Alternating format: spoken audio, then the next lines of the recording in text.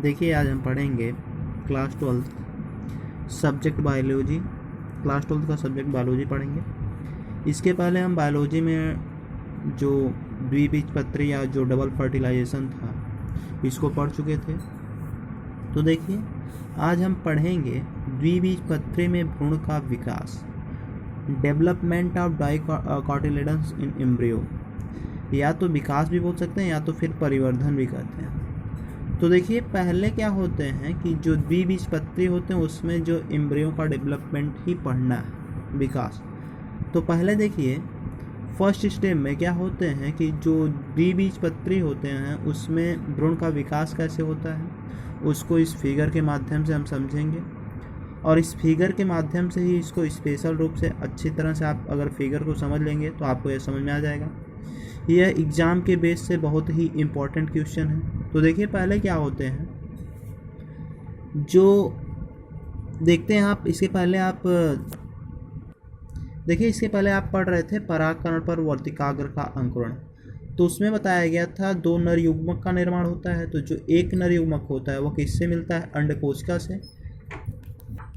तो देखिए जो एक नर युग्मक होता है वो किससे मिलता है? अंडकोशिका से। तो जो एक नर युग्मक होता ही है वो जब वो अंडकोशिका से मिलता है तो उसी से क्या होते हैं? जाइगोट का निर्माण होता है। किसका?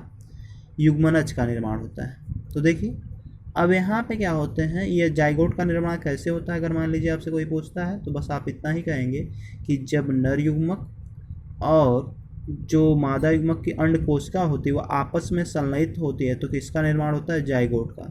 तो देखिए जो जाइगोट होते हैं उसके चारों तरफ, यह जब क्या होते हैं विश्रामावस्था में होते हैं तो इसके चारों तरफ क्या होती है? एक परत जमा होती है मोटी।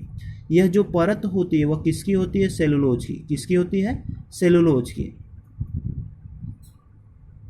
देखिए तो जब यह सेलुलोज की परत होती है तो इस स्टेप को इस स्टेज या इस प्रावस्था को ही हम बोलते हैं ओ स्पोर। क्या कहते हैं? ओ स्पोर कहते हैं।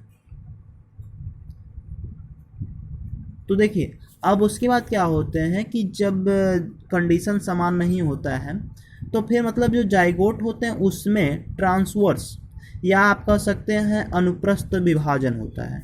तो देखिए जब जाइगोट में अनुप्रस्थ विभाजन होता है तो यह दो भागों में बढ़ता है। कितने भागों में बढ़ता है? दो भागों में। एक होता है टर्मिनल सेल ऊपर वाला और जो नीचे का होता है उसको हम बोलते हैं बेसल सेल या आधारी कोशिका कहते हैं। जो टर्मिनल सेल होता है इसे हम भ्रूणी कोशिका भी कहते हैं या एम्ब्रियोनल सेल भी कह सकते हैं। और जो बेसल सेल होता है उसको हम बोलते हैं सस्पेंसर सेल या निलंबक सेल कहते हैं।